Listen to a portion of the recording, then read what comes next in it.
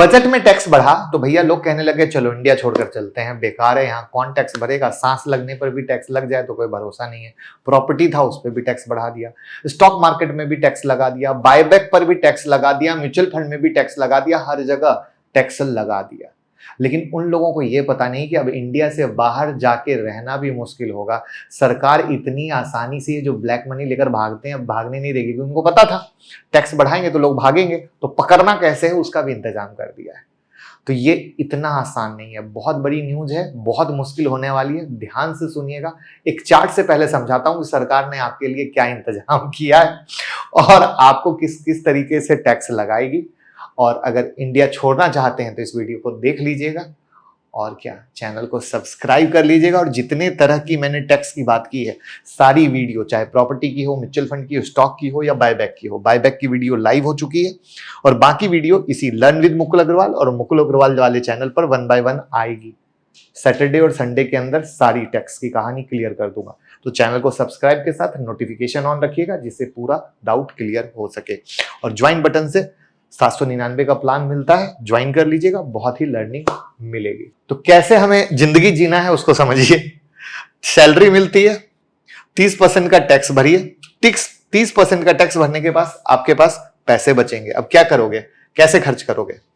तो कुछ बेसिक सी चीजों पे करोगे तो 12% का टैक्स भरिए, किसी फैंसी चीजों पे करोगे तो 18% का टैक्स भरिए, बहुत ही फैंसी चीजों पे करोगे तो 28% का टैक्स भरिए। अगर आपको इन्वेस्टमेंट करना है तो क्या आप इन्वेस्टमेंट पे प्रॉफिट कमा रहे हो? अगर हां तो भैया, अगर बहुत क्विकली कमा रहे हो तो 20% का टैक्स भरिए, क्विकली नहीं कमा रहे हो तो 12.5% का टैक्स भरिए। और अगर प्रॉफिट नहीं कमा रहे हो तो अपने लॉस को अपने पॉकेट में डालिए, सरकार को कोई लेना देना नहीं, यानी जहां जहां कमा रहे हो सरकार को लेना देना है। तो भैया ये ऐसी कहानी है तो इसको तो शेयर करना बनता है ना। फॉलो कीजिए, शेयर कीजिए, कंजूसी मत कीजिए। तो आप ये समझ गए हो कि कैसे हुई है इसकी कहानी। अब हम आते हैं दूसरी कहानी पर कि बजट से पहले क्या रूल थे देश से बाहर जाने के और बजट के बाद क्या रूल हैं देश से बाहर जाने के। तो बजट से पहले था कि आईटी डिपार्टमेंट से क्लियरेंस लेना पड़ता था, लेकिन अब क्या होगा?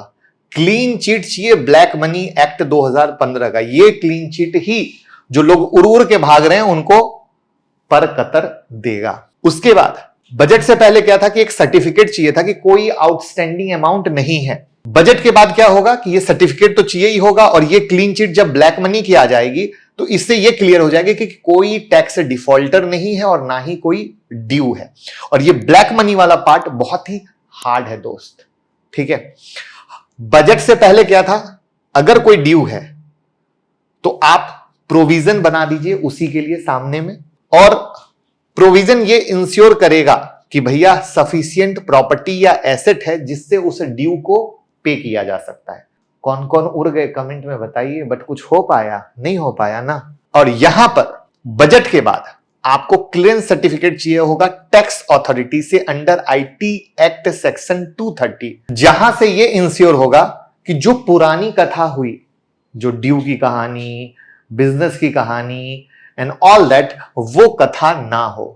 तो वो इस तरीके से यहां पर लगाम लगाने की कोशिश की गई है। तो ये बहुत इंटरेस्टिंग होने वाला है कि इस रूल के बाद कौन सा लूप होल निकलता है, क्योंकि कानून में तो लोग लूप होल निकालने में बड़े ही मास्टर होते हैं।